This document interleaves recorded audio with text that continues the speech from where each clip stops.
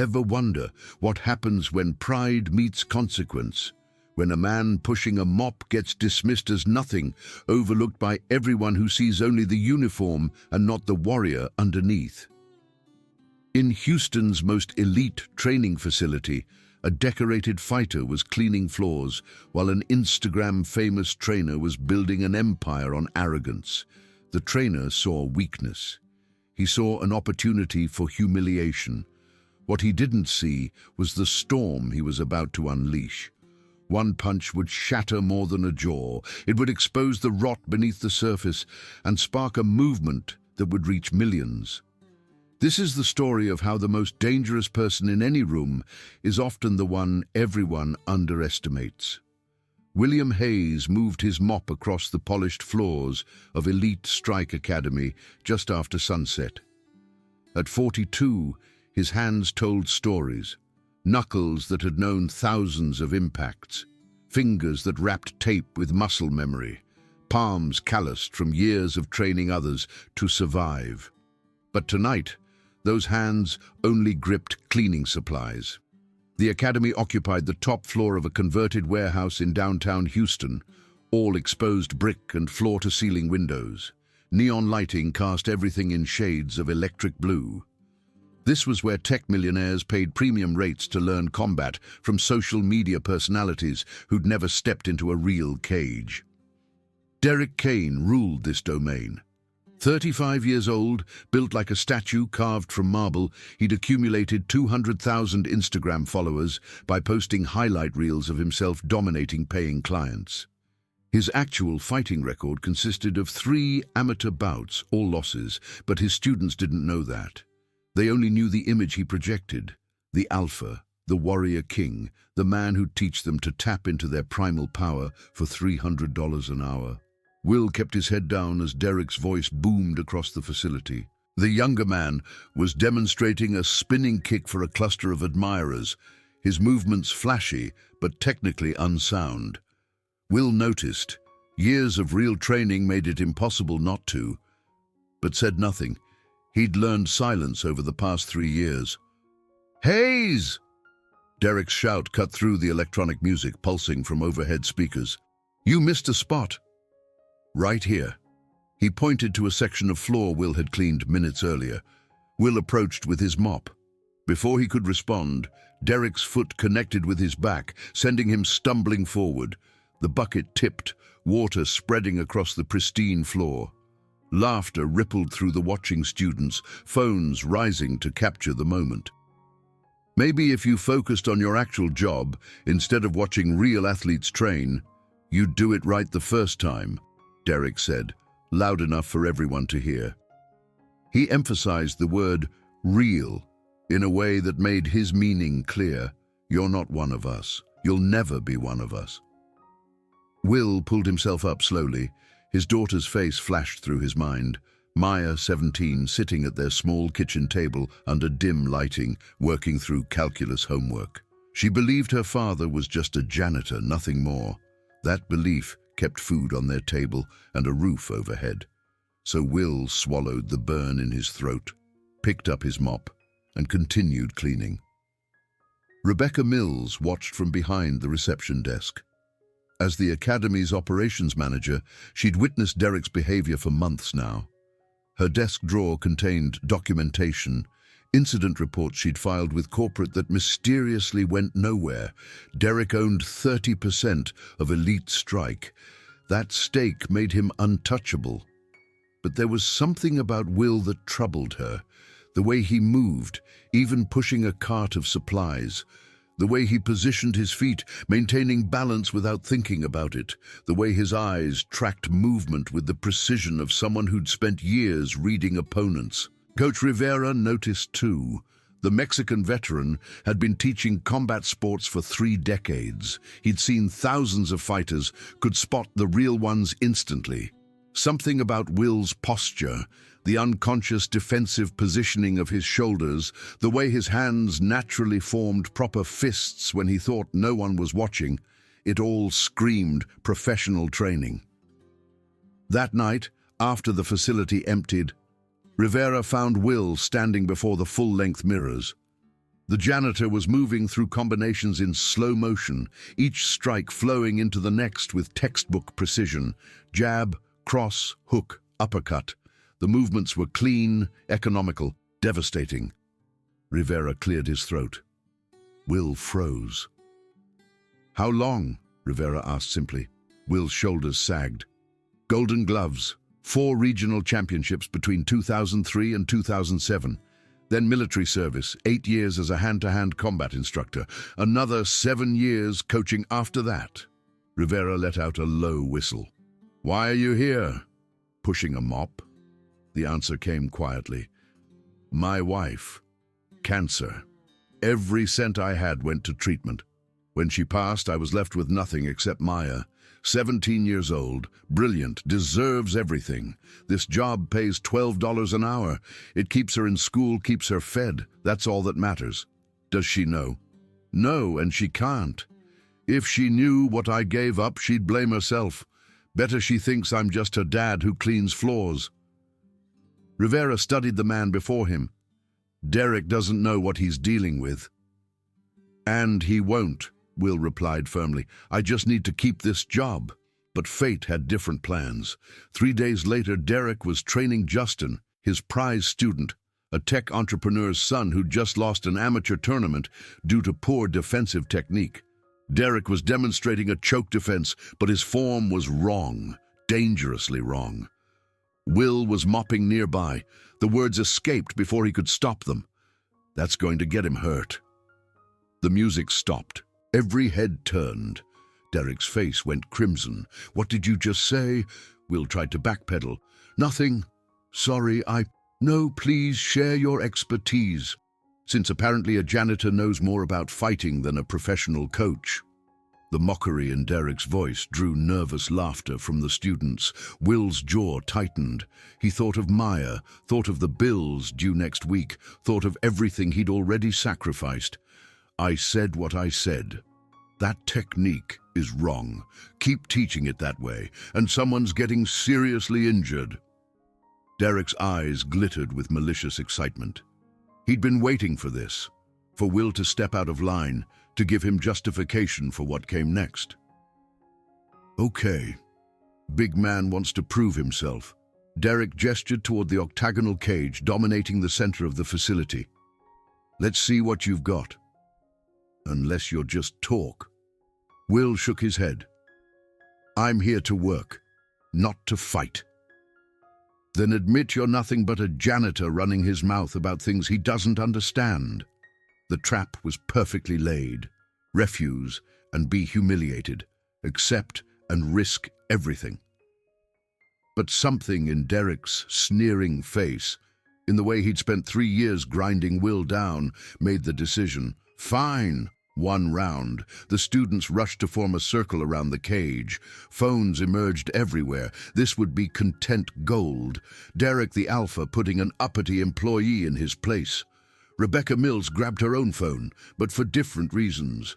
She was documenting something else entirely. They entered the cage.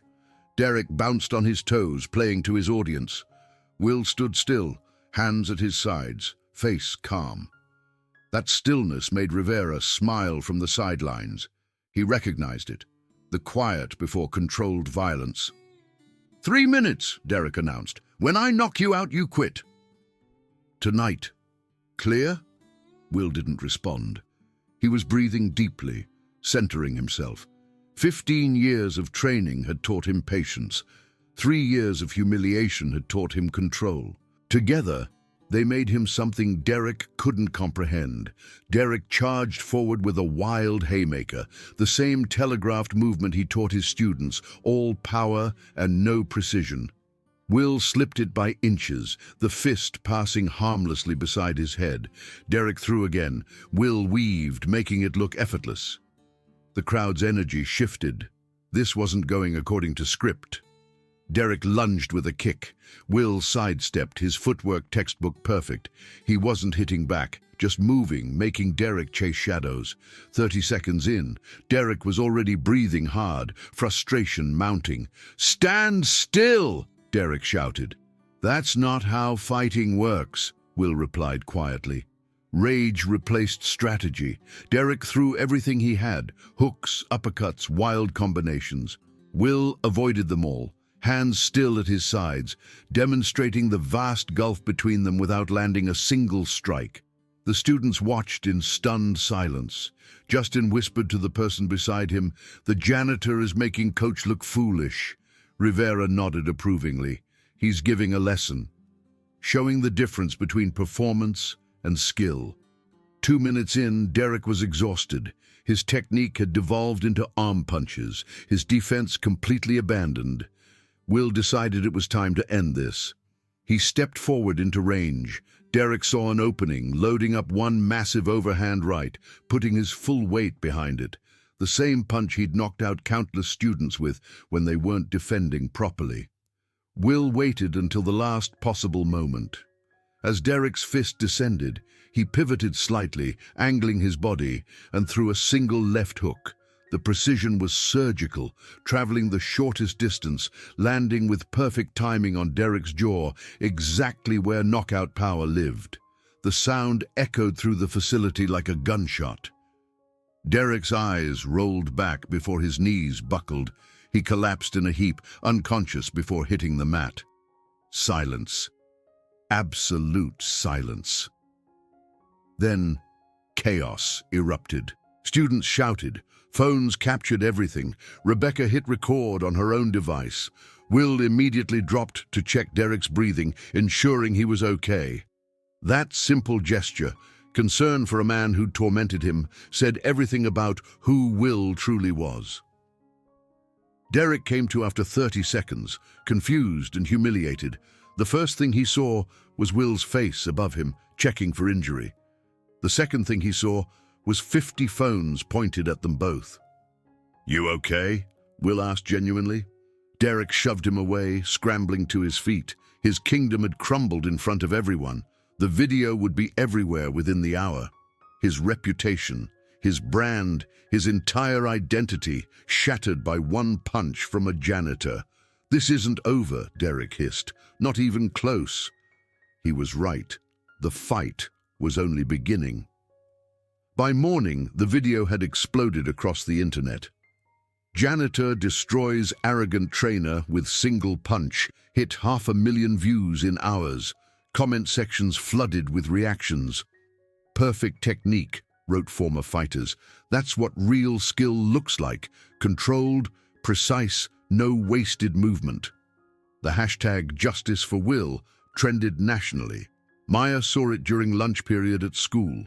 She watched the clip once, twice, a dozen times. Her father, the man she thought simply cleaned floors to support her, moving like a professional, striking with devastating accuracy, then immediately showing compassion for his fallen opponent. She rushed home after classes. "Dad, what? How? Why didn't you ever tell me?" Will sat heavily on their worn couch. For the first time in 3 years, he told her everything.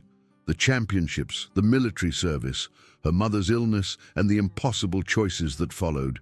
The sacrifice of pride for survival. "I didn't want you carrying guilt for what I gave up," he finished quietly. "You deserve to just be a kid, focusing on your future." Maya's eyes filled with tears. "Dad, you're incredible. Don't you see that?" But the moment of connection was shattered by pounding on their door. 2 police officers stood in the hallway, warrant in hand. "William Hayes, you're under arrest for aggravated assault in the workplace." Derek had struck back. The legal machinery moved swiftly. Derek hired Richard Kellerman, a lawyer famous for flipping narratives. By afternoon, Derek was giving tearful interviews from a hospital bed, neck brace in place, face bruised. "I just wanted to help him," Derek told sympathetic reporters. "I thought some light sparring might boost his confidence. Instead, he attacked me. I feared for my life."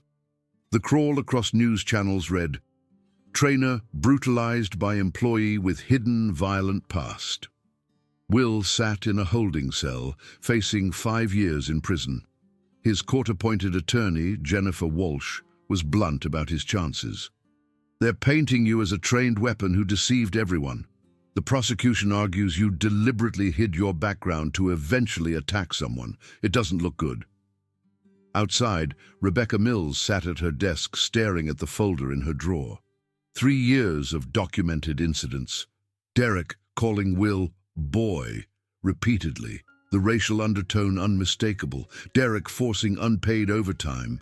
Derek's deliberate campaign of humiliation. She'd filed reports. Management had buried them. If she came forward now, she'd lose her job. Elite Strike's ownership would retaliate. But if she stayed silent, an innocent man would go to prison for defending his dignity. She pulled out the folder. Coach Rivera faced a similar choice.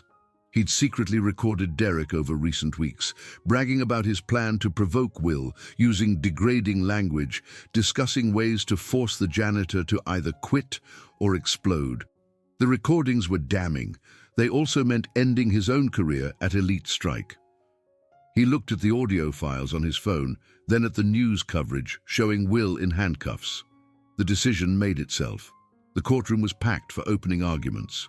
Derek sat at the plaintiff's table, wearing his neck brace like a costume, face arranged in practiced suffering. Will sat beside Jennifer Walsh, hands folded, expression calm despite everything. Kellerman began with theatrical flair. "Ladies and gentlemen, this case is simple. My client tried to help a struggling employee. That employee, a trained fighter who concealed his dangerous past, responded with devastating violence. William Hayes is not a victim. He's a predator who finally revealed his true nature," the gallery murmured. Derek lowered his head, playing his role perfectly. Jennifer stood for the defense. Her voice wasn't as polished, but it carried conviction. "What you'll actually see is 3 years of systematic abuse, a man enduring degradation to support his daughter. And when finally challenged publicly, he defended himself in a fair contest his abuser insisted upon. This isn't assault. This is justice." The first day of testimony went poorly for Will. Derek took the stand with Academy Award-worthy performance. His voice cracked, describing the unprovoked attack. He dabbed at his eyes, recounting his terror, as Will's full-force blow left him unconscious. "I'll never feel safe around him again," Derek concluded, voice breaking. Jennifer's cross-examination gained little ground. Derek had prepared well, deflecting questions about his treatment of Will with practiced confusion. "I don't recall any such incidents. I treated all employees with respect." By day's end, the jury's sympathies clearly leaned toward Derek. Rebecca and Rivera sat in the gallery, both knowing what they had to do but terrified of the consequences. That night, Rebecca approached Jennifer in the courthouse hallway. With shaking hands, she presented the folder. 3 years of documentation. Derek's abuse, racist language, deliberate harassment. Upper management buried everything because of his ownership stake. Jennifer's eyes widened as she flipped through pages of incident reports, email chains, even written complaints from other staff members who'd witnessed Derek's behavior. "This changes everything," Jennifer whispered. Rivera found them minutes later. He handed over a USB drive, audio recordings. Derek discussing his plan to provoke Will, using racial slurs, bragging about breaking him down, all time-stamped. The 3 of them stood in the empty hallway, holding evidence that would either save Will or destroy their own lives. "We're doing this," Rebecca said firmly, "whatever it costs." Day 3 of the trial opened differently. Jennifer requested permission to introduce new evidence. The judge, noting irregularities in Derek's testimony, allowed it. The courtroom's monitor lit up with Rebecca's incident reports. Page after page of documented abuse. Derek calling Will boy in front of witnesses. Derek deliberately destroying Will's work and forcing him to redo it. Derek physically striking Will on multiple occasions. The gallery erupted in whispers. Derek's face drained of color. Then the audio played. Derek's recorded voice filled the courtroom, dripping with contempt. "I'm going to push that old fool until he breaks." When he finally loses control, I'll have everything I need to get rid of him. He doesn't belong at Elite Strike. People like him never do.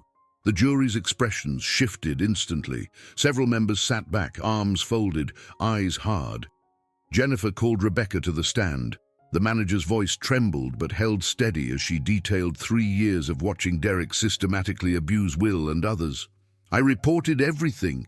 Management ignored it because Mr. Kane owns part of the company. I documented it all because I knew someday it would matter. And why are you coming forward now? Jennifer asked. Because I'm tired of watching good people suffer while bullies prosper. Because my job isn't worth an innocent man going to prison. Because someone has to stand up. Rivera testified next, providing professional context. I've trained fighters for 30 years. William Hayes has better technique than most professionals I've seen. During that fight, he was holding back, significantly. If he'd used full power, Mr. Kane wouldn't be sitting here today. That final punch was precisely calculated to end the confrontation without causing serious injury. That's not assault. That's expert control. The atmosphere had completely reversed. Jury members who'd sympathized with Derek now stared at him with disgust. Derek couldn't contain himself. As Rivera testified, he shot to his feet. This is garbage. That old man humiliated me in front of my students. He destroyed my reputation. He should be in prison where he belongs. The judge's gavel cracked like thunder. Mr. Kane, you will sit down immediately or I'll hold you in contempt. But Derek was beyond reason, the mask finally slipping. People like him are supposed to know their place. I gave him a job, and this is how he repays me, by making me look like a fool? Mr. Kane, the judge's voice rose sharply. Derek ignored him, voice rising to a shout. I'm the victim here. I'm the one who suffered. He should have stayed on his knees where he belonged. The gallery gasped. Several jury members recoiled visibly. Even Kellerman was frantically trying to pull his client back into his seat. Derek seemed to realize what he'd said. The courtroom had just witnessed everything the evidence suggested, the arrogance, the prejudice, the calculated cruelty, spill out in real time. Jennifer didn't even need to make a closing argument. The jury had seen the truth. Will took the stand that afternoon. His testimony was simple, direct, devastating in its honesty. I was Golden Gloves champion. I trained soldiers in combat. I gave it all up when my wife got sick. After she died, all I had was my daughter and my hands. So I took the only job that would keep her in school and put food on our table. For 3 years, Mr. Kane humiliated me daily because he knew I wouldn't fight back. I needed that job too badly. When he challenged me publicly, I could have refused. But I'd spent 3 years watching him teach dangerous technique to students who trusted him. I'd spent 3 years being degraded for his amusement. So, I accepted. And I fought with restraint. Because I'm not a thug or a predator. I'm a father who knows how to use force responsibly. He looked directly at the jury. That punch took everything I had, not in power, but in control. I could have hurt him badly. I chose not to. If that makes me guilty, then I'll accept the consequence, but I won't apologize for finally standing up. The silence that followed was profound. Jury deliberations lasted 2 hours. When they returned, the verdict was unanimous. Not guilty on all charges. The courtroom exploded in applause. Maya sobbed openly, throwing her arms around her father. Rebecca and Rivera embraced, tears streaming. Even the judge looked satisfied. Furthermore, the judge continued, the court finds Mr. Derek Kane guilty of workplace harassment, assault, and perjury. He is ordered to pay Mr. Hayes $75,000 in damages and is permanently barred from operating any training facility in this state. Derek sat frozen, watching his world collapse. His lawyer was already gathering papers, abandoning ship. Outside, protesters who'd been following the case erupted in celebration. Will stood slowly, looking around at the people who'd risked everything to stand with him. "Thank you," he said simply. The media frenzy that followed was unprecedented. The hashtag #OurJusticeForWill became a national movement. Derek's social media empire crumbled overnight, losing sponsorships, followers, and any remaining credibility. Within weeks, the State Athletic Commission revoked his coaching license permanently. For Will, something unexpected happened. The video of his testimony went viral, shared millions of times. People weren't just watching a legal victory. They were seeing a masterclass in dignity, restraint, and the difference between strength and violence. Offers poured in. Gyms wanted him as head coach at triple his janitor salary. Media outlets wanted interviews. But Will declined everything. "I don't want fame," he told reporters. "I want to build something that matters." 9 months later, Second Chance Combat Academy opened in a renovated warehouse in Houston's East End. The sign above the door displayed Will's philosophy. "We train not to fight, but to never need to. Strength without respect is just violence." The 8,000-square-foot facility welcomed everyone: single mothers learning self-defense, teenagers building confidence, former gang members finding purpose, senior citizens staying active. The only rule was absolute: respect everyone or leave. Maya, now in college, managed the academy's social media, turning it into a platform promoting anti-bullying initiatives. Coach Rivera trained alongside Will, teaching the next generation proper technique and ethics. Rebecca left Elite Strike to become the academy's operations director. "Best decision I ever made," she said, watching students of all ages and backgrounds train together. The academy's model spread. Within a year, 43 facilities nationwide adopted Will's zero-tolerance bullying policy. Schools implemented his anti-bullying curriculum. Violent incident reports in participating districts dropped by 65%.